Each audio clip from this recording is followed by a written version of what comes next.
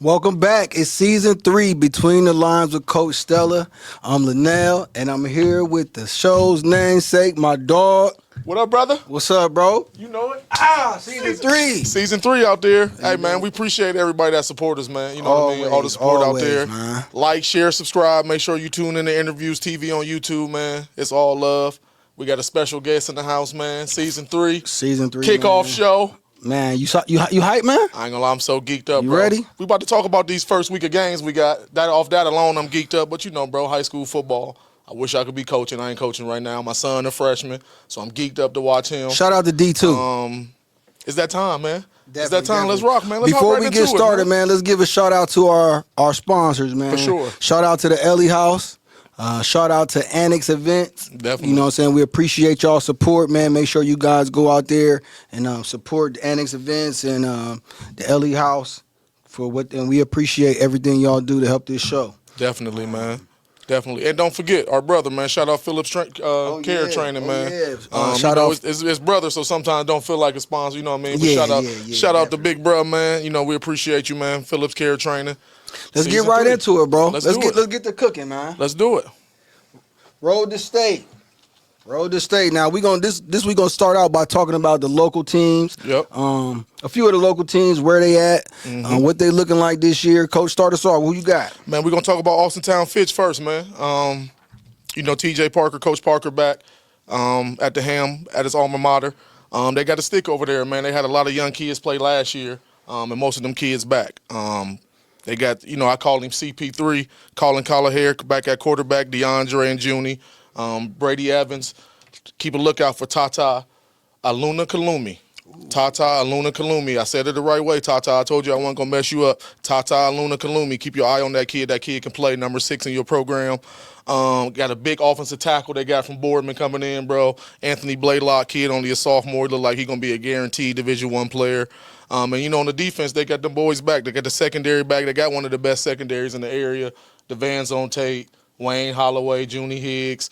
Keep an eye out for a kid named Isaiah Porch. I seen him all. A couple 7-on-7s and practices they had, joint practices they had, he was making plays. So, Fitch, they turned this year. They got a lot of talent coming back. And I got a couple questions for Fitch, man. I'm going to jump right into them. I'm going to throw them out there, bro. This is what I'm looking for, at, you know what I mean, for the Fitch Falcons this year. So, number one, is this the year they take that next step? You know what I mean? Over the last 5-6 years, shout out to Coach Parker, been doing a great job. They always in the playoffs. They always in big games. But I know him and his team want to take that next step to see if they can get all the way to the top of the mountain, get a state championship. Second question, can the defense play lights out and force a lot of turnovers? They got a lot of offensive skill. They can score points. Most teams that can score points, if you give them turnovers, give them more possessions, that's more opportunities for them. So that's something that I'm looking at for sure. And one of the last questions I want to see is, can DeAndre Richard take his game to the next level?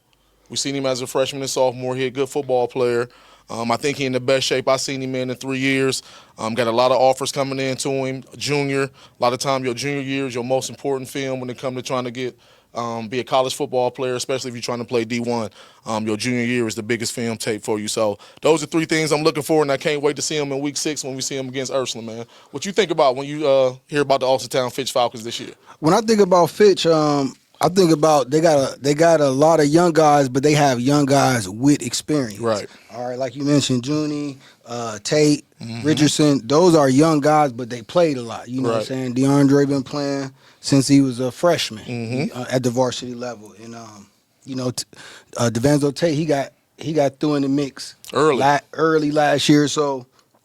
And they got a lot of room for some of the other guys that you mentioned. Like they have a lot of room for guys that come in there and you know, put their name on the big board no as doubt. well. So, you know what I'm saying? They have formidable opponents to where, you know, we gonna know. You know what I'm saying? When you look at their schedule, they got formidable opponents where you gonna know that, you know, the guys who show up on Friday night, you gonna know they're the real deal. So, you know what I'm saying? They're a lot of young bulls, but there's some young bulls with some time underneath their belt. So I'm excited to see what they do. No doubt. And make sure in Austintown, man, keep an eye on that defensive side of the ball. DeMar Rogers, he's a senior coming back. DeMar had a good year last year. He need to take his game to another level. And then Marky Fitzgerald and Dylan Crone at linebacker.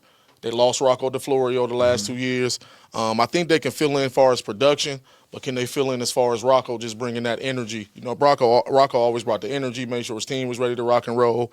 Dylan Crone is a good leader, and Markey bring the energy. I think they'd be good, though. But road to state for Fitch, man. Got our eye on them, man, and we're going to see, you know, what the Falcons got in hold for us this year. Indeed. Moving on, man. Let's talk about the home team. Let's do it. Let's talk about the Warren G. Harding Raiders, man.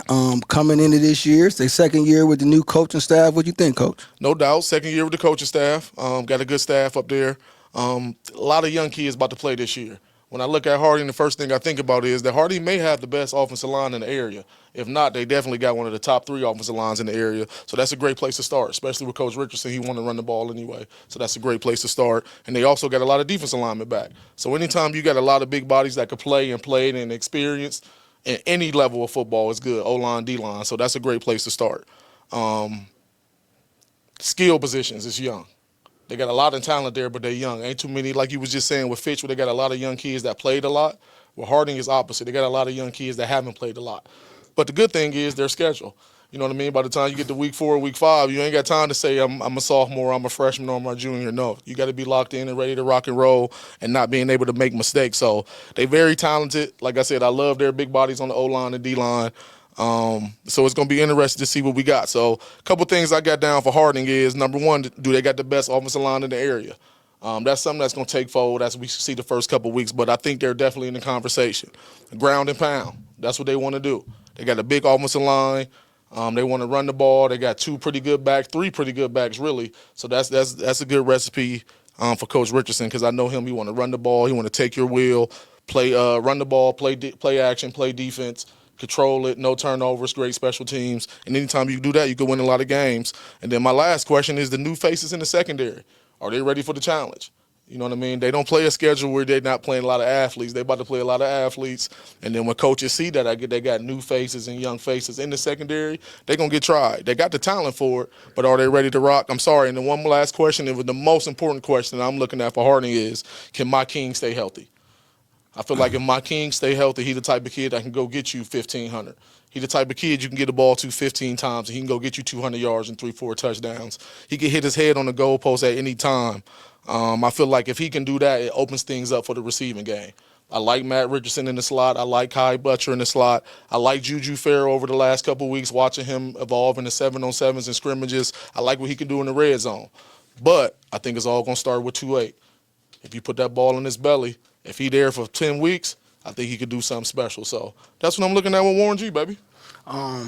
Warren G, man, I'm going to tell you right now, they're going to have to replace Chaz with committee. You know what I'm saying? They lost a big time. Shout out to Chaz Coleman doing great things down at Penn State. Shout out to Chaz, baby. Keep doing your thing. But, you know, you don't replace the Chaz Coleman, no right? Doubt. So, you know, that's going to have to be something that they put together by committee, replacing what he, you know what I'm saying, what he brought to the game. A lot of production, a lot of swag. Exactly. A lot of when you look in the locker room and you know you're going out on the field with him and you got one of the baddest boys in the state of Ohio. And it's funny because everybody going crazy over Chaz, but we said it here first. It doesn't surprise us. When you look over and you got a dude who potentially could be a first-round draft pick in 2-3 years, that make your teammates and your coaches feel good on Friday nights. Exactly. But to Harding's advantage, I think they had a great campaign last year with Matty Richardson's first year, a whole new coaching staff. Mm-hmm. But coming in this year, that coaching staff had more synergy. Yep. So I think I'm looking for Warren G. Harding to surprise a lot of naysayers and skeptics, led by, first and foremost, a coaching staff that had a whole year, you know what I'm saying, not coming in, but already in place, knowing what they want to do, having an off season to kind of set the chessboard up, and then kind of like preparing their guys, you know, having that time to do it. So, and I think one thing also to look at with Harding, if you've been around the program, of course I am, my son is in the program, but being able to get Coach Bartos over there, strength coach. It's one of the first times being around Warren kids when I could look at them and tell, oh, y'all been in the weight room. Exactly. In previous years, sometimes I see them, well, no matter who you see them, we see them all over the city, but I will see them, and in my mind, I will look at them and look at their bodies, pause, and think, are y'all in the weight room? Are y'all really working out? Are y'all committed? That ain't all their fault. Sometimes depending on who the strength coach is or what's going on, there's a lot of factors that can go into that. But them being able to get Coach Bartos and coming over, you can actually start seeing their bodies develop. You can actually look at kids and say, okay, y'all been in the weight room. And I'm sure that'll pay dividends down the road. You don't get to, it don't show normally the first or second year with a strength coach. Normally it's year 3 and beyond.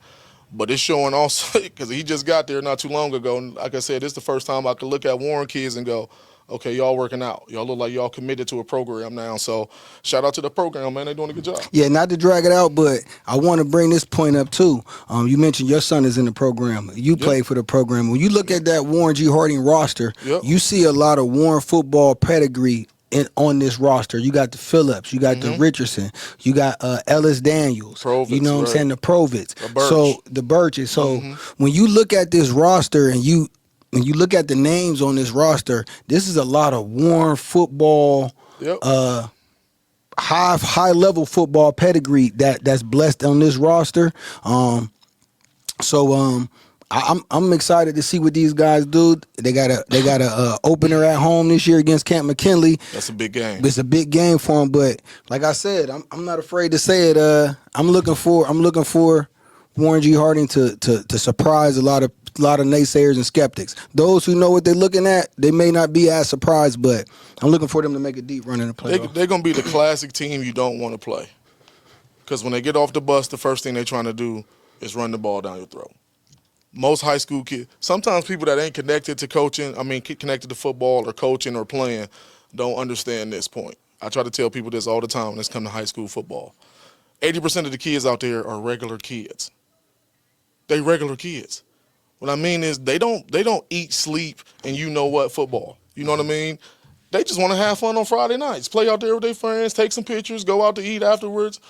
So what I'm saying is if you playing a team that want to literally run the ball down your throat 40, 50 times a game and try to take your wheel, you might be able to get a couple extra wins than you wouldn't have got based off just your play style. Exactly. You know what I mean? And if you topple that with a defense that's want to run around and hit for 48 minutes, you got a recipe for success. So if they could take care of the ball, have good special teams, and if James can make throws when he need to make throws, I think they got a chance to really be one of them teams that you don't want to play, especially when they come around in week 10, week 11, if they get in the playoffs. I ain't going to want to play them. They got 2-3 backs. They can run Mike King at me. They can run Jalen Murray at me. They got Mendez they can run at me. I can give jet sweeps to Kai or Matt Richardson just in the run game. You know what I mean? Just in the run game. So if they can do that and then James can take his time and get his feet wet, get comfortable, and make throws on first downs, give him easy throws, easy play action throws, I think they could be fine. But their margin of error is very small because they are very young. They are very inexperienced. So a lot of times if you make big mistakes in the wrong moments, you can go from being in a team that's right there winning to a team that just gave up a game in 2-3 possessions. Indeed. Moving on, let's talk about the Ursland Irish. Let's do it, man. Ursland Irish led by Coach Reardon, future Hall of Fame coach. They loaded as always, man. It ain't too much difference with Ursland. They loaded. They got a lot of kids back. They probably got the best player in the area back, Devontae Taylor. I think Dom Letlow, he on his heels, though. But we're going to talk about that. We're going to talk about that in a couple weeks down the road. I'm going to have my top 5, top 10 players from the area coming. But they loaded. The biggest question with Ursland is who's going to be the quarterback? Mm-hmm. You know what I mean? 2 years ago, they had Jack Erickson, Jack the General, we called him here. Last year, we know they had D.C. Farrell. D.C. is one of the most dynamic players in Northeast Ohio. So who's going to be the quarterback? That's the first thing. Not just me. I know Ursland fans. I know Ursland coaches. And I know the Ursland players is looking at that too. Who's going to be the quarterback and who's going to lead us? And I won't be surprised if earlier they play a couple of them. You know what I mean? Because all 3 of them young, get them used to the game, see who calms down, and then maybe make a decision 2-3 weeks down the road. But that's the number one question. Who's going to be the starting quarterback at Ursland? Can the defense have another dominant year? Coach McGlynn, the DC at Ursland, his team last year was crazy on defense. I think they gave up 11 points a game. I want to say they had over 30 turnovers, sacks, TFLs. Like, we went and seen them in Toledo Central Catholic in the regional or the state semifinals. In the state semifinals, and their defense played lights out. Ran to the ball, made big hits, caused turnovers. They could pressure the ball. They could take it away in the air. They got my boy Kevin Boudre, a.k.a. Kevin Boucher, in the middle. He running from sideline to sideline, knocking people's head off. So their defense is loaded. I want to see if they can take it to another level, though, because this offense may need a couple weeks to get in rhythm, in motion, which we normally don't say about Ursland. When you're thinking about Coach Reardon and Coach DeSantis, their offense is normally high-powered. But it's a different year. We got a new quarterback, and this quarterback probably going to be a sophomore or junior, whoever it is, so they're going to be young. So that's another thing I'm looking at. And then the last thing is, can they get over the hump? Can they get over the hump? Last year they was in the state semifinals, and we could say we ain't part of the program. I know they feel the same way. They should have won that. They dominated the whole game. If you was there at the game, not only did they dominate the game in plays, they dominated the game in physicality. They had the more bigger hits. They defensive line and offensive line was manhandling Toledo Central Catholic, and to be able to lose that game, One drive. So can they get over the hump? I know they got a nasty taste in their mouth, but can they get over the hump? That's the thing I'm looking at with Ursland. Well, just to caveat what you said, Coach, Ursland's coming in with a ghost quarterback situation, right? Facts. Respectfully, it's a ghost quarterback. Unlike having Jack the General or having DC Farrell, they're coming in with a ghost quarterback. So, like you mentioned earlier, it's going to be the McGlynn's defense probably going to have to hold it down for a good portion of the first half of the season till they figure out and catch that rhythm. I'm also looking for the Coach Reardon and special team wrinkles. Look for that's going to be a big to me in the first half of the season is getting those extra possessions, winning the field position battle, making the game easier Facts. for whoever that quarterback is going to be, because you got dynamic receiver Devontae Taylor out there, but you got to get him the ball, right? You got to get him the ball. You know what I mean? That can make plays. Ray back as a junior, so it's just a matter of getting him the ball. Exactly, and we know Coach Reardon is very creative. He's a very knowledgeable coach and understand how to use his tools to his best advantage. So, like I said, coming in with a ghost quarterback, I'm looking for the Ursland Irish to lean on the defense for the first half of the season, also that special team. So, no doubt. Can they get over the hump? That's what everybody in Ursland Nation want to know. Can they get over the hump? They got enough squad, enough talent, and they got a squad. So it's interesting to see. And I think some people might be surprised how deep Ursland actually is. Yeah. I mean, even though they lost some people, but They lost a couple top-heavy kids, but the majority of their kids back, especially defensively. I think they got 8 starters back defensively. And the defense, the defense always get underrated at Ursland because Ursland put up points. They always got them type of players that make splashy plays. So the media, we going to show the offense. we going to talk about the offense. And Coach DeSantis don't get enough credit because mostly we say Coach Reardon because he is the head coach and he's the offensive mind. But it's mostly is Coach DeSantis running the offense, making the adjustment, calling the plays. He's just lucky to have somebody like Coach Reardon right there to be able to help him or help him alter if he ever get off course. But I'm looking at the defense, man. That's something you don't hear a lot when you're talking about Ursland, but I'm thinking about the defense, and I want to see what they can rock and roll, and I want to see if they can take it to another level. For sure. Moving right along. Cardinal Mooney. Hey, Mooney got a new coach. Shout out to Coach Frank Caliprate. New coach. It's a new vibe around there. Just communicating with Coach and communicating with other coaches I know on the staff and communicating with the players. It's a different vibe around there. It seemed like the kids are having more fun. It seemed like high school football. Not saying they ain't serious and they ain't committed and they ain't trying to win, but it just seemed like the kids are more looser, having a little more fun. Couple kids, they hit me up, asking us if we coming to a game, if we coming to check them out. So, it wasn't like that in the past, at least the past 2 seasons, as long as we've been doing this. So, that's something that feel good. Just being a high school coach, you always want kids to still have fun. So, they also loaded, man. Got a lot of talent coming back.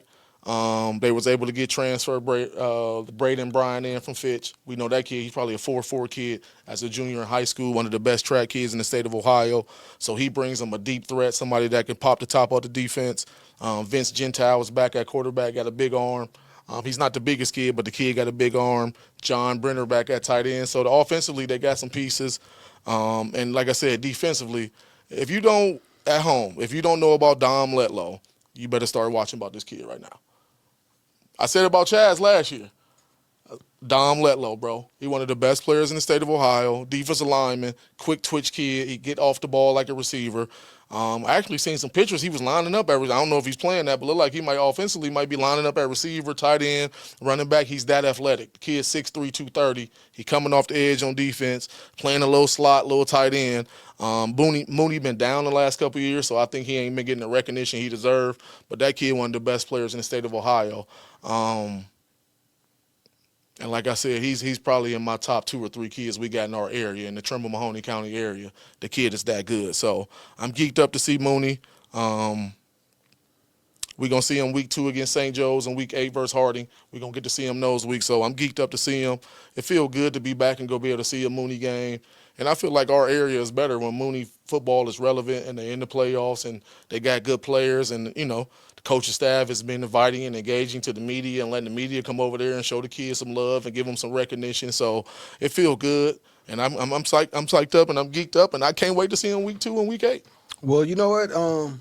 Yeah, as far as Cardinal Mooney in the last few years, we haven't even had a reason too much to speak on them too much. They've been over there doing a renovation over there. Shout out to Coach Thornton. Is over there now. They got some new coaches, as you mentioned, and I'm echo what you said. It's better for the area when Mooney is competitive, right? And like the last couple years, it's just been. I mean, we went to a Mooney game. Was it last year where they needed more people for the chain crew?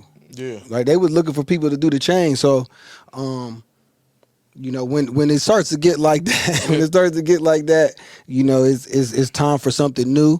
And they went on ahead and made the move. They brought some new coaches in there, brought some new energy around. So we excited. You know what I'm saying? You definitely got the support of us from the local side.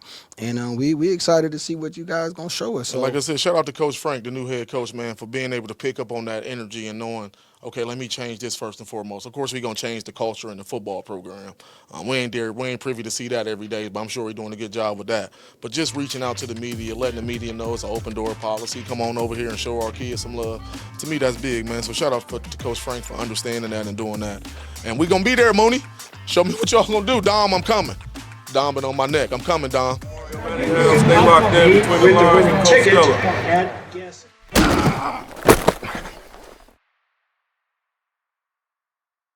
I decided I wanted to use it while I have it. So I started running, set little goals for myself 1 mile at a time. And every time I conquered those goals, I'd have this huge burst of self-esteem. Running with the community is, to me, the only way to do it because it makes you want to go. I was really going to just do one and done, and I fell in love with running. I've run 9 or 10 marathons now, an ultra marathon, and started this running group here in Morin, so it's part of my life now. But my main advice is to just keep going, right? Even if you have to back it down a little bit, just keep moving forward. Race together, run together, it's a lifestyle.